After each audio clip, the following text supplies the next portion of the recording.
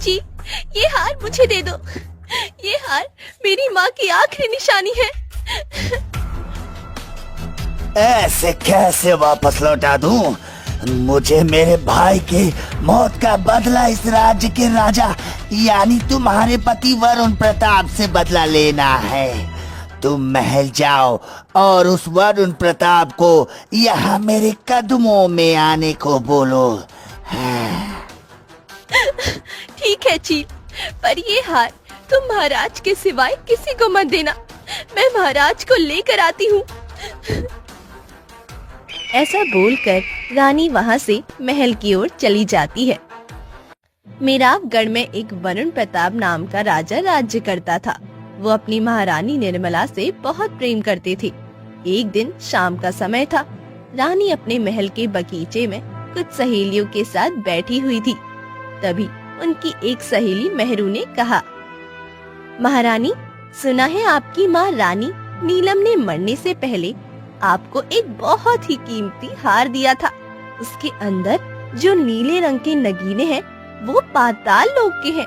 अगर आपके पास वो इतना बेशकीमती हार है तो आज तक आपने उसको पहना क्यों नहीं? क्या पाताल लोक के नगीने? क्या मेहरू सच बोल रही है महारानी? हाँ, माँ ने मुझे वो हार दिया था, पर मुझे उसके कीमती नगीने से नहीं, उस हार से प्रेम है, क्योंकि वो मेरी माँ की आखिरी निशानी है और मैं उसको संभाल कर रखती हूँ। सोने से पहले और जागने के बाद मैं उसको जरूर देखती हूँ। मुझे उसको देखकर ऐसा लगता है कि जैसे कि मेरी माँ मेरे ही साथ है। वो माँ के लिए बहुत खास था और मेरे लिए मेरी माँ। आप उसको संभाल कर रखती है, ये तो आपका प्यार है महारानी, वरना जिसके पास ऐसा हार हो वो इस दुनिया का सबसे खुशकिस्मत इंसान है। कजरी, तुम ठीक कह रही हो महारानी, हम उस हार को एक बार देखना चाहते हैं। हाँ हाँ, जरूर। इतना बोलकर महारानी ने अपनी दासी को हुक्म दिया। कुछ ही समय बाद वो दासी एक सुंदर बक्से में वो हार लेकर वहाँ आ गई। महारानी ने जैसे ही उस हार को बक्से से बाहर निकाला, तभी वहाँ एक चील चींची करती हुई आ गई और महारानी के हाथ से वो हार अपनी चोंच में लेके आसमान में उड़ गई। ये कैसे हो सकता है? ये चील हमारा हार कैसे ले जा सकती है? वो हार हमारी माँ की आखिरी निशानी थी। महारानी भागते हुए राजा के पास आती है और उनको सारी बात बता देती है। ये आप क्या कह रही हैं महारानी? चील कैसे वो हार ले जा सकता है? यही सच है महाराज। आप फिक्र न कीजिए महारानी, हम अभी मंत्री जी से बोलकर हार को तलाश करवाते हैं। राजा ने मंत्री को बुलाया। मंत्री जी, महारानी का हार एक चील ले गया है, आप उसको जल्द से जल्द ढूंढे। महाराज, वो चील है, कोई इंसान तो नहीं जो उसको ढूंढ के हार वापस ला लिया जाए। वो पक्षी है महाराज, आज यहाँ कल वहाँ। वो बेशकीमती हार महारानी के लिए बहुत खास है। हम ऐसे हाथ पे हाथ रखकर तो नहीं बैठ सकते ना मंत्री जी। महाराज, गांव में कुछ पक्षी पकड़ने वाले लोग भी हैं, आप बोलो तो उनको महल बुलवा लेता हूँ। वो महारानी का हार ढूंढने में हमारी मदद कर सकते हैं। हाँ अच्छा ठीक है, तुम गांव में डुगडुगी पिटवा दो। जो कोई भी महारानी के उस हार को ढूंढ कर लाएगा, महाराज उसको उपहार में आधा राज्य देंगे और राजकुमारी का विवाह भी उसी आदमी से करा दिया जाएगा। महाराज, आपको जो फैसला लेना है वो सोच समझ कर लेना होगा। आधा राज्य और राजकुमारी का विवाह आप ऐसे किसी भी इंसान से कैसे कर सकते हैं? नहीं मंत्री जी, हम फैसला ले चुके हैं, बस तुम गांव में ये बात पहुंचा दो।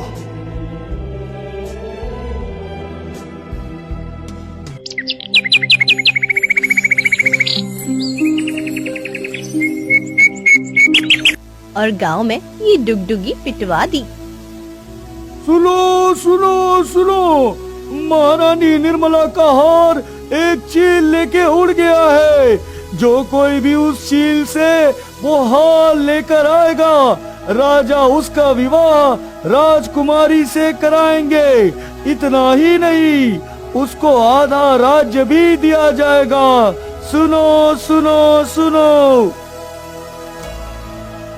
राजा ने आधा राज्य देने की यदि बात कही है तो कोई ना कोई इसका बड़ा कारण होगा, परंतु हम तो चील के पास जा भी नहीं सकते। हमें तो बहुत ही भयानक लगता है चील। हाँ, ये हमारे बस की नहीं है भैया। हाँ, हम सालों से दिन रात मेहनत कर रहे हैं, आज तक कच्ची छत को ठीक नहीं करा पाए। आधा राज्य लेने के लिए हम उस चील को ढूंढ ही सकते हैं भाई। गांव के कुछ लोग बहुत ही शिद्दत से उस चील को ढूंढने लगे। उन्हीं लोगों में से एक रमन नाम का लालची किसान भी था। अरे उस चील को तो मैं ही ढूंढूंगा और राजमहल का आधा हिस्सा नहीं, पूरा हिस्सा लूंगा। राजकुमारी से विवाह करने के बाद मैं राजा को मूर्ख बनाकर पूरा राज्य हड़प लूंगा और राजकुमारी और ये राज्य मेरे कदमों में होगा। फिर वो सोचते हुए जंगल की ओर बढ़ने लगा। अरे जंगल में मेरा मित्र भेड़िया है ना, अब वो ही मेरी मदद करेगा। हाँ,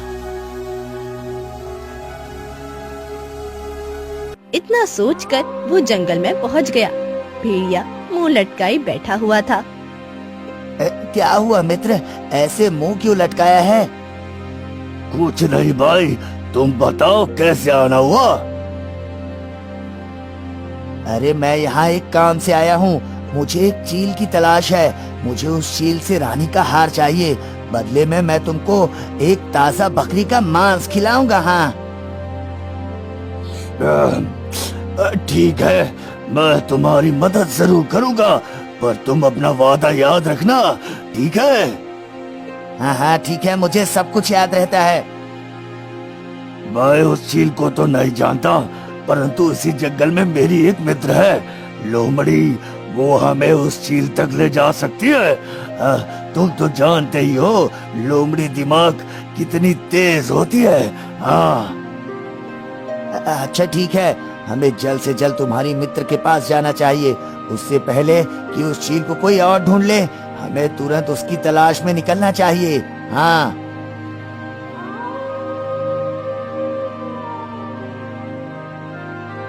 भेड़िया और रमन दोनों लोमड़ी के पास पहुंच जाते हैं।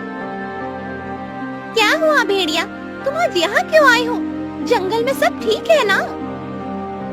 ये मेरा मित्र रमन है, इसको एक चील की तलाश है। उस चील के पास राजा का हार है, उसको वही हार चाहिए। क्या तुम हमारी मदद कर सकती हो? हाँ बिल्कुल, परंतु उस चील को तो मैं भी नहीं जानती, लेकिन हाँ तुम दोनों के साथ मिलकर उसको ढूंढ सकती हूँ और मुझे यकीन है हम जल्द ही उस चील तक पहुँच जाएंगे। वो तीनों जंगल के अंदर चल देते हैं। अभी वो कुछ ही दूर चले थे कि उनको किसी के चीखने की आवाज आई। अरे ये कौन चीखा? मुझे तो कोई मनुष्य लगता है। इतने घने जंगल में मनुष्य?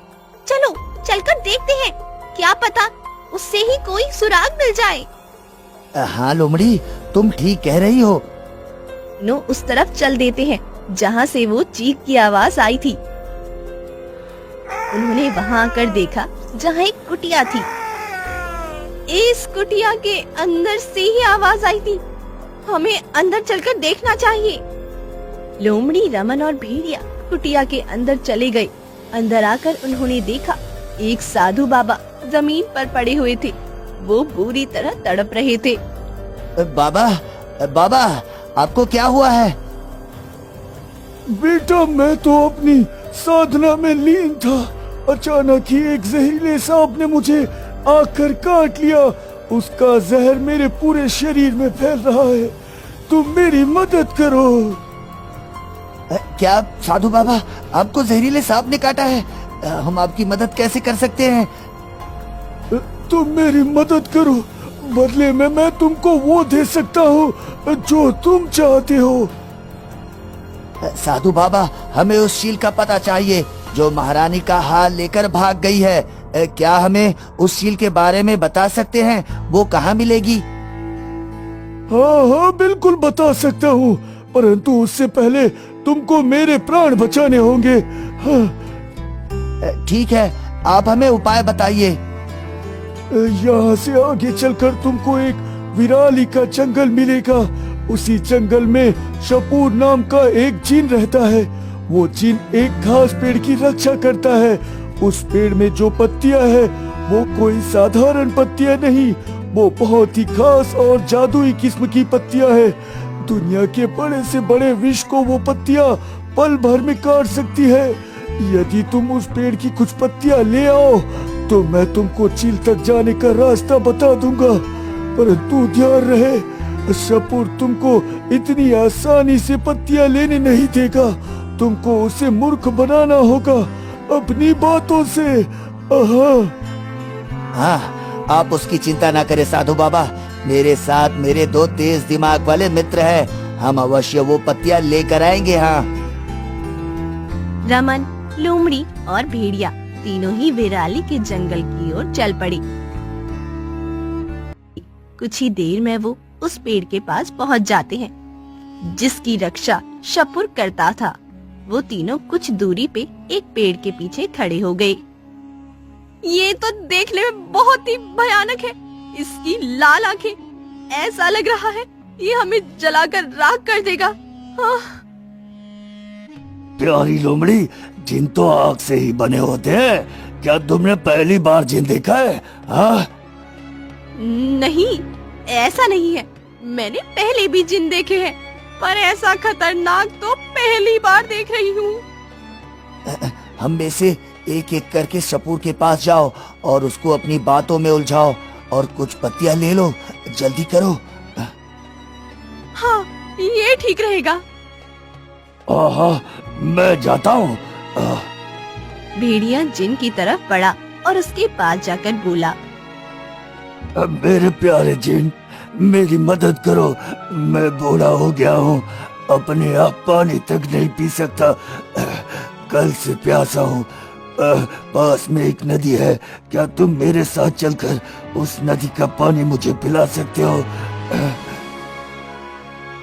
मैं तुम्हारी मजबूरी को समझ रहा हूँ, परंतु मैं यहाँ इस पेड़ की रक्षा कर रहा हूँ। यहाँ से हिल भी नहीं सकता। तुमको आगे कोई और मिल जाएगा, तुम उससे मदद ले लेना। जाओ। अब मैं पूरा जंगल घुमाया हूँ, मुझे कोई नहीं मिला। प्यास के मारे मेरे गले के कांटे खड़े हो गए हैं। मेरी मदद करो। माफ करना, पर मैं तुम्हारी सहायता नहीं कर सकता। ये सुनकर भेड़िया निराश होकर वहाँ से आ गया और अपने साथियों से बोला, मुझे नहीं लगता कि ये जिन हमें पत्तियां लेने देगा। ये तो चट्टान की तरह जम गया है इस पेड़ के पास। तुम चिंता ना करो, मैं कुछ करती हूँ।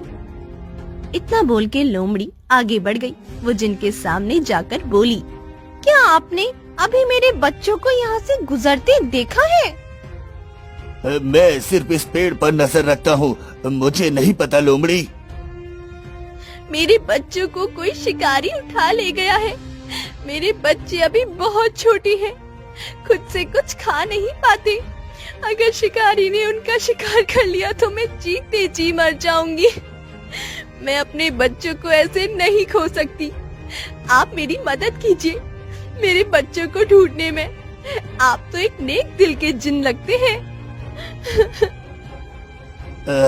मैं तुम्हारी मदद नहीं कर सकता, मुझे माफ करना। तुम आगे किसी के पास जाओ, हो सकता है वो तुम्हारी मदद कर दे। क्या आपको एक माँ पे तरस नहीं आता? अब मैं क्या करूं, मैं भी मजबूर हूँ। भेड़िया और लोमड़ी दोनों की चाल भी भंग हो जाती है। तभी रमन बोलता है, आखिरी मौका है हमारे पास। अगर अब भी जीन ने हमारी मदद नहीं की तो ये राज्य हाथ से चला जाएगा और राजकुमारी भी। कैसे भी करके इस जिन को अपने झांसे में लेना ही होगा। हाँ, तुम ठीक कह रहे हो मित्र। तुम एक मनुष्य हो और मनुष्य के पास अकल का खजाना होता है। तुम जाओ और पूरी कोशिश करो, उसको बातों में उलझाओ। मैं और भेड़िया पीछे से पेड़ की पत्तियां तोड़ लेंगे। अच्छा ठीक है, मैं कोशिश करता हूँ, हमारे पास वक्त बहुत कम है। रमन जिन की तरफ बढ़ा। उसने जानबूझकर जिन की तरफ अपनी पीठ की, जैसे उसको पता ही नहीं हो जिन उसके पीछे है। वो अपनी धुन में चला जा रहा था। बहुत जोर जोर से रोते हुए वो बोलता है, भगवान, मेरे 2 बैलों में से किसी एक को तो मिला दो। आपको तो पता ही है, मैं अपने बैलों के बिना कुछ नहीं कर पाऊंगा। उसके बिना खेती नहीं होगी तो बच्चों को क्या खिलाऊंगा? सर पे जमींदार का कर्जा है, कहाँ से चुकाऊंगा? अगर आज मेरे बैल नहीं मिले तो मैं पहाड़ी से कूद के अपनी जान दे दूंगा। किसी को पता नहीं लगेगा रमन कहाँ गया। ये इंसान तो अपनी जान देने पे तुला हुआ है, मुझे इसको जान देने से रोकना होगा। हाँ। जिन उसकी तरफ बढ़ा। अरे ऐसा क्या हो गया? तुम ऐसे अपनी जान देने पे क्यों तुले हो? तुम्हारे बैल मिल जाएंगे। क्या तुमने मेरी बात सुन ली? पर मैं ये तो किसी को नहीं बताना चाहता था। अरे तुम फिक्र मत करो, मैं किसी को कुछ नहीं बताऊंगा। बस भरोसा रखो, तुम्हारे बैल जल्द ही मिल जाएंगे। और जान देना बहादुरी नहीं है, कायरता है, कायरता। मैं शरीर से बहुत कमजोर हूँ, बिना बैलों के काम नहीं कर पाता हूँ, नए बैल भी नहीं खरीद सकता। धन नहीं है मेरे पास, अब मेरे पास कोई चारा नहीं है। रुको, मैं तुमको एक रास्ता बताता हूँ। इतना बोलकर जिन उसके साथ पेड़ से थोड़ा आगे आ गया और रमन से बातें करने में इतना मगन हो गया कि उसको पता ही नहीं लगा कि पीछे लोमड़ी और भेड़िया उस पेड़ की पत्तियां तोड़ रहे हैं। पत्तियां तोड़ते ही लोमड़ी और भेड़िया वहाँ से भाग गई।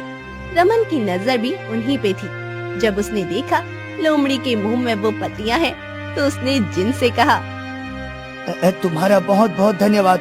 आज तुम नहीं होते तो मैं अपनी जान दे देता। तुमने मुझे सही रास्ता बताया। अब मैं अपनी जान देने के बारे में कभी नहीं सोचूंगा, कभी भी नहीं। अब मैं चलता हूँ मेरे भाई।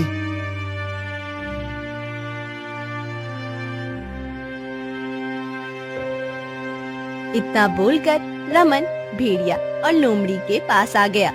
वो पेड़ की पत्तियां लेके साधु बाबा की कुटिया में आए। रमन ने कुछ जल के साथ वो पत्तियां मिलाई और साधु बाबा को दे दी। साधु बाबा कुछ ही समय में बिल्कुल ठीक हो गए। तुमने मेरी जान बचाई है, अब मैं भी अपना वचन पूरा करूंगा। इस जंगल के पहाड़ में जो घोंसला है, वो चील उसी घोंसला में रहता है और वो हार अभी तक उसी चील के पास है। हाँ।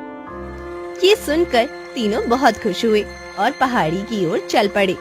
पहाड़ी के ऊपर जाकर उनको वो घोंसला मिल गया जो साधु बाबा ने बताया था। उस घोंसले के अंदर वो चील उसी हार के साथ बैठा हुआ था जिसकी तलाश रमन को थी।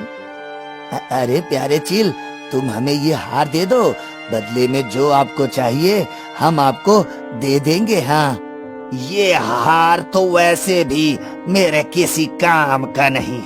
अगर तुमको ये हार चाहिए तो तुमको मेरी 3 शर्त पूरी करनी होगी। हाँ। अच्छा, क्या शर्त है तुम्हारी, बताओ। मेरी पहली शर्त, राजा को मेरे सामने लाना होगा। दूसरी शर्त, राजा अकेला होना चाहिए, मंत्री या राजमहल का कोई भी आदमी उसके साथ नहीं होना चाहिए। और तीसरी शर्त, राजा को मुझसे माफी मांगनी होगी। हाँ। पर राजा ये तुम्हारी तीनों शर्तें पूरी क्यों करेंगे? हाँ, वो राजा है, कोई आम आदमी नहीं। तो ये हार भी कोई आम हार नहीं है। अगर राजा को ये हार चाहिए तो उसको मेरी तीनों शर्त को माननी होगी। अब तुम तीनों यहाँ से जाओ और राजा को मेरा पैगाम दो। इतना बोलकर चील वहाँ से वो हार अपनी चोंच में लेके उड़ गया। अब तो ये सब राजा को बताना ही होगा। हाँ हाँ, तुम ठीक कह रही हो। मैं महल जाता हूँ और राजा को लेके आता हूँ। राजा अवश्य मेरे साथ यहाँ आ जाएंगे। ये हार उनको हर कीमत पे चाहिए। हाँ।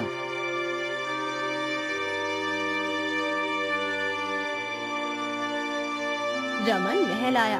उसने राजा को सारी बातें बता दी। वो चील हमसे ये तीनों शर्त क्यों मनवाना चाहता है? पता नहीं महाराज, अब तो वो चील वहाँ से उड़ भी गया और बोल के गया है जब आप वहाँ जाएंगे तो ये हार दे देगा, इसके अलावा किसी और को नहीं देगा। हम तुम्हारे साथ चलते हैं, देखते हैं आखिर क्या माजरा है। राजा रमन के साथ जंगल की ओर चल दिए। वो चील के उसी घोंसले के पास आ गए जहाँ वो चील रहता था। आ गए राजन, बहुत प्रतीक्षा की मैंने आपकी। आ गए। हाँ हाँ, मैं राजा को ले आया हूँ। अब तुम बताओ, तुमको राजा से माफी क्यों मंगवानी है? बहुत समय पहले की बात है, हम दो भाई थे। बड़े ही आजाद से आसमान में दोनों भाई भोजन की तलाश में एक दिन उड़ रहे थे। तभी राजा ने मेरे भाई को तीर मार दिया, जिससे मेरा भाई मर गया और मैं उसके बिना जैसे अपनी सांसें पूरी कर रहा हूँ। तुमने ये हार क्यों चुराया? तुमको तो मुझसे माफी मंगवानी थी ना। और सच बोलूं तो मुझे नहीं पता था जिस चील की हमने जान ली वो किसी का भाई था। आप महारानी से बहुत प्रेम करते हैं और महारानी को ये हार बहुत प्रिय है। उनकी माँ की आखिरी निशानी भी तो है। वो खुद से ज्यादा इसकी रक्षा करती है, इसलिए इसको उठा लाया। उनका हार गुम जाने से आप इतना परेशान हैं, कुछ भी करने के लिए तैयार हैं, यहाँ तक कि अपना आधा राज्य और राजकुमारी का विवाह तक करा देना चाहते हैं उस इंसान के साथ जो इस हार को मुझसे लाकर आपको देगा। यही तो मैं चाहता था, आपको माफी मांगने के लिए मजबूर करना, और देखो आप मजबूर भी हो गए।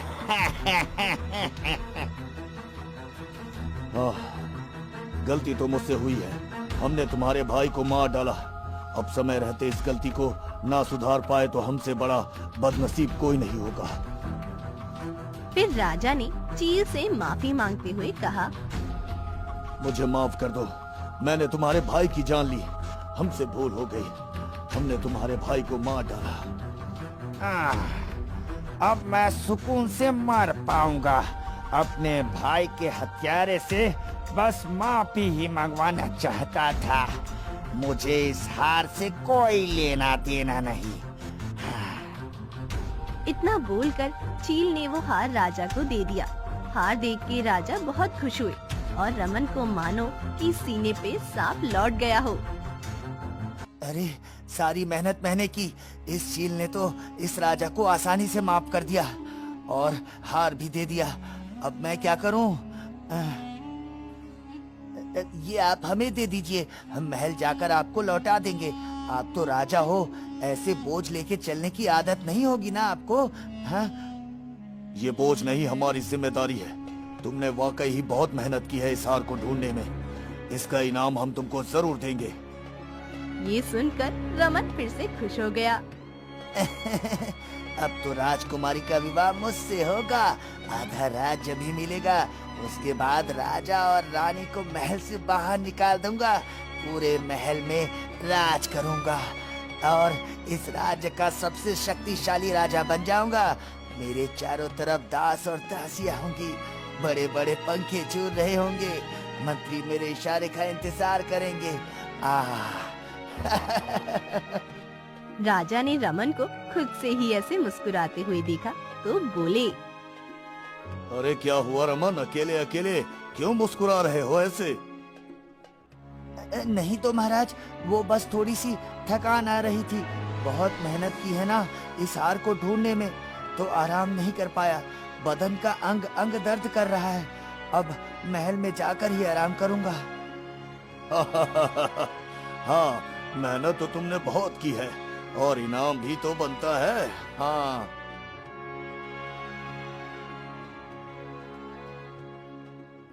राजा ने महल आकर रमन को कुछ धन दिया और विदा कर दिया। ना उसको राजकुमारी मिली, ना आधा राज्य। वो हाथ मलते रह गया।